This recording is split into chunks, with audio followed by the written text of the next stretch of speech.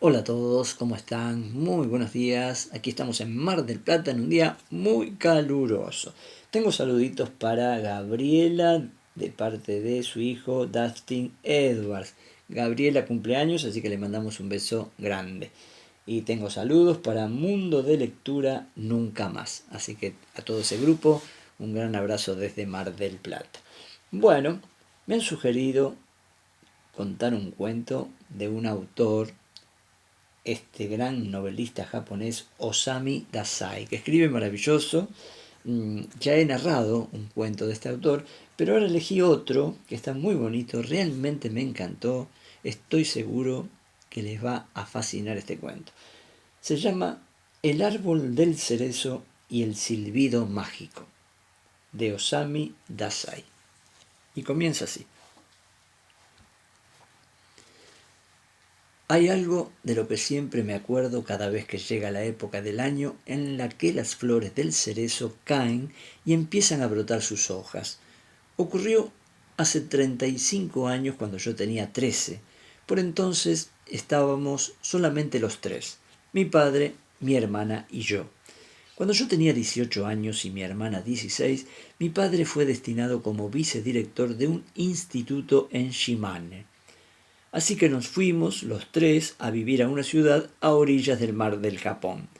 Como mi madre murió cuando éramos pequeñas y mi padre se pasaba todo el día estudiando y no tenía ni idea de cómo hacer las tareas del hogar, era yo quien me encargaba de todo. Por eso, aunque tuve algunas proposiciones de matrimonio, no quise casarme por no irme a vivir con otra familia y tener que abandonar la mía. Si al menos mi hermana hubiese sido fuerte, me lo habría tomado con más tranquilidad, pero según estaban las cosas, decidí posponer todos mis planes de matrimonio indefinidamente. Mi hermana y yo no nos parecíamos en nada. Ella era muy guapa e inteligente, tenía el pelo muy largo y era muy atractiva, pero no gozaba de buena salud. Era débil. 2 años después de habernos ido a vivir a aquella ciudad del castillo, en la primavera de mis 20 años, mi hermana falleció. Tenía tan solo 18 años. Eso ocurrió hace 35. Resultó que mi hermana llevaba un tiempo bastante enferma. Nadie, ni siquiera ella, había reparado en ello. Padecía de tuberculosis en los riñones, una enfermedad cruel. El médico le dijo a mi padre que no sobreviviría más de 100 días. Me contaron que no había nada que se pudiese hacer para salvarla. Me llenaba de tristeza saber que, independientemente de todo lo que hiciésemos, en 30 o 40 días moriría sin remedio. No podía soportarlo más.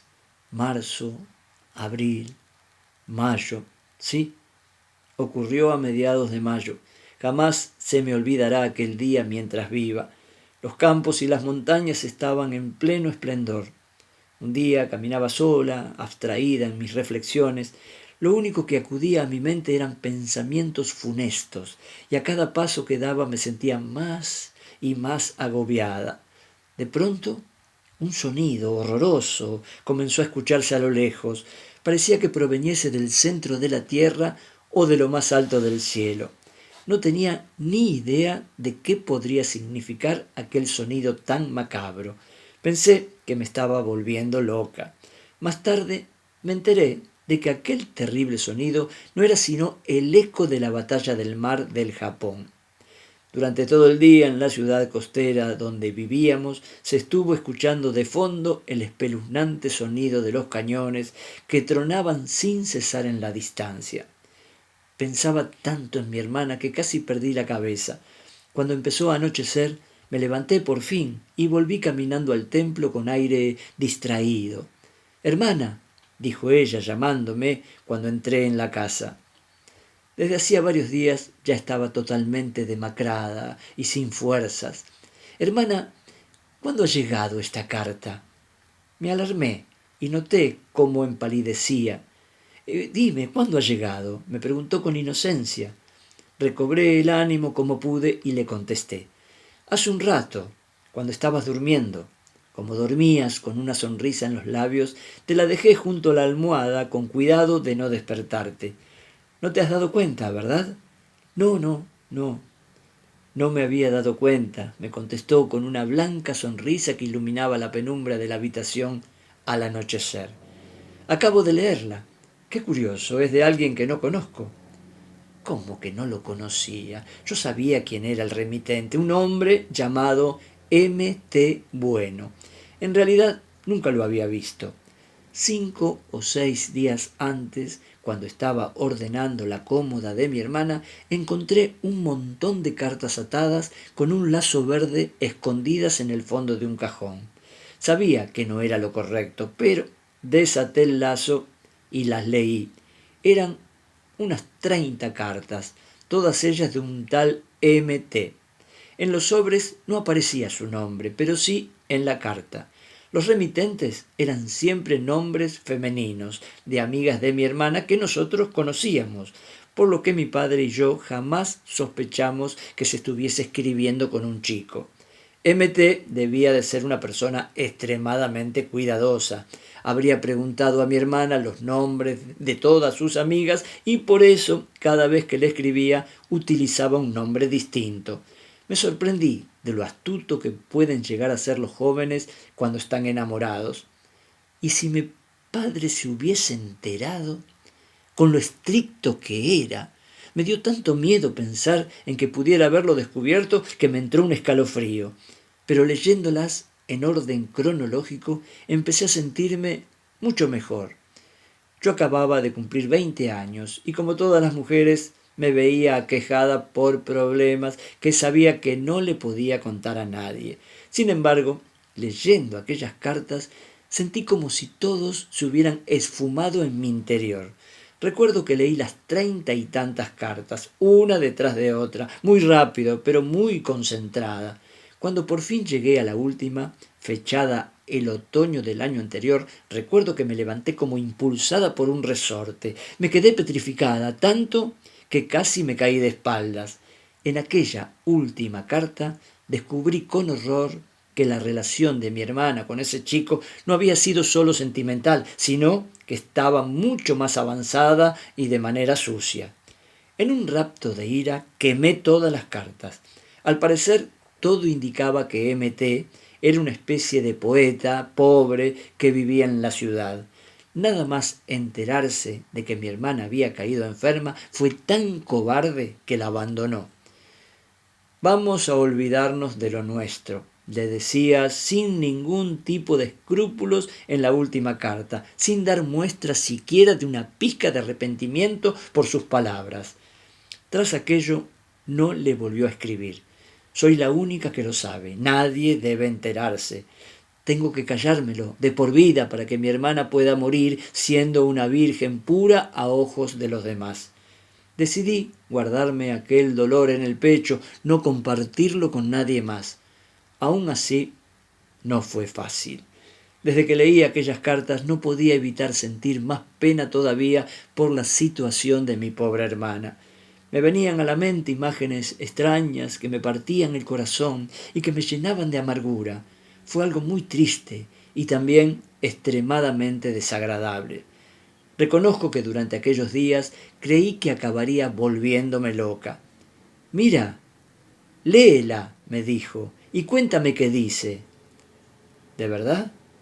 ¿No te importa que la lea? Le pregunté en voz baja. Tomé la carta con las manos temblorosas. Me temblaban tanto que por poco pierdo la compostura. Sin haberla abierto ya sabía lo que contenía la carta, pero tenía que leerla disimulando como si no supiese nada. La leí en voz alta, casi sin mirarla. Se podía leer lo siguiente. Hoy te escribo para pedirte perdón. La razón por la que no te he vuelto a escribir hasta hoy ha sido básicamente por mi falta de confianza en mí mismo, sobre todo porque no he podido hacer nada más que demostrarte mi amor con palabras, palabras que siempre han sido totalmente sinceras. No ha habido un solo día en el que no haya pensado en ti, incluso por las noches te veo en sueños. Aún así, no he sido capaz de encontrar la manera de darte ningún tipo de apoyo. Fue por eso que decidí pedirte que lo dejáramos por todo el dolor que sentía. Conforme tu salud empeoraba, mi amor por ti se hacía más profundo y me resultaba más difícil acercarme a ti. Espero que entiendas lo que hice. No pienses que todo esto no son más que excusas. De ninguna manera lo son. En un principio pensé que era la manera correcta de acarrear con la responsabilidad que todo esto conlleva. Pero estaba equivocado. Fue un error, un tremendo error. Te pido perdón de todo corazón. Quise que me vieses como alguien perfecto y eso no hacía más que frustrarme. Me siento impotente y triste ante la idea de no poder hacer nada más por ti, por lo que al menos intento regalarte estas palabras llenas de sinceridad. Esa sería la manera correcta de llevar una vida modesta y hermosa. Por eso pienso que sería importante que te diese al menos una flor de diente de león. Eso sería lo que haría un hombre de verdad, no un sinvergüenza como yo. No pienso huir más de ti. Te amo. De hoy en adelante te escribiré una poesía a diario. Además, iré a tu casa cada día y te silbaré una canción distinta desde fuera del muro para que puedas escucharla. Es lo menos que puedo hacer por ti en estos momentos. Espérame mañana a las 6 de la tarde. Empezaré silbando la melodía de Gunkan Machi. Seguro que Dios nos está cuidando a los dos desde algún lugar. Estoy seguro. Tú y yo somos sus favoritos. Espero que algún día podamos casarnos y celebrar una bonita ceremonia. Esperando estuve a que floreciesen las flores de melocotón. Este año por fin lo hicieron. Me dijeron que blancas serían, pero rojas resultaron ser. Quiero que sepas que estoy estudiando mucho. Todo saldrá bien. Hasta mañana. M.T. Hermana, lo sé todo, murmuró ella. Me la escribiste tú, ¿verdad? Gracias. Eres muy buena. Quise romper la carta en 1000 pedazos y arrancarme el cabello de la vergüenza que me entró al escucharla. ¿Existe forma en el mundo de expresar cómo me sentía en aquel momento? Temblaba tanto que no podía estar de pie ni tampoco sentada. Sí, fui yo quien escribió aquella maldita carta. No era capaz de seguir viendo sufrir a mi hermana. Tenía pensado escribirle todos los días, imitando la caligrafía de M.T. Me esforzaría al máximo para escribirle una poesía a diario e incluso saldría a silbarle cada tarde a las 6 desde el muro de la casa. Así hasta el día que muriese. ¡Qué vergüenza! Llegué incluso a escribirle aquella ridícula poesía. Estaba tan desesperada que no supe qué responderle. No te preocupes, hermana, no pasa nada, me dijo sonriendo ella, con absoluta sinceridad. Has visto las cartas que estaban atadas con el lazo verde, ¿verdad? Son todas de mentira. Como me sentía tan sola, empecé a escribirme a mí misma. Empecé hace 2 otoños. No te rías de mí, por favor. La adolescencia es una etapa muy complicada. Fue algo de lo que me di cuenta al caer enferma. Qué tonta había sido escribiéndome a mí misma. Qué ridícula, qué miserable. Me lamentaba por no haber conocido a ningún hombre de verdad. Quería que alguien me abrazase con fuerza. ¿Sabes qué? Jamás he tenido novio. Ni siquiera he sido capaz de hablar nunca con ningún hombre desconocido. Tú tampoco, ¿verdad? Hemos estado las dos tan equivocadas todo este tiempo. Hemos sido demasiado buenas. No quiero morirme. Mis manos, mis dedos, mi cabello. ¿Qué será de ellos? No quiero morirme. Sus palabras me llenaron el corazón de una mezcla de tristeza, dicha y vergüenza. No sabía qué hacer. Apreté mi mejilla contra la suya, que estaba hundida, y la abracé tiernamente, mientras las lágrimas me anegaban los ojos. Justo entonces se escuchó. Fue un sonido muy leve, pero fácil de reconocer. Se trataba de la melodía de Gunkan Machi. Mi hermana también se dio cuenta y aguzó el oído. Me fijé y resultó que eran las 6 de la tarde. Nos dio tanto miedo que nos abrazábamos inmóviles, escuchando las dos aquel silbido enigmático que se oía tras el árbol de cerezo de hojas verdes que crecía en nuestro jardín. En aquel momento supe que Dios existía. Estaba segura de que existía. Mi hermana murió 3 días más tarde. El médico se extrañó, ya que había fallecido demasiado pronto, de manera súbita, pero a mí no me sorprendió. Todo fue voluntad de Dios. Ahora ya han pasado muchísimos años y ya no soy tan inocente como lo era entonces. Es algo de lo que me avergüenzo, pero poco a poco me he ido haciendo más escéptica.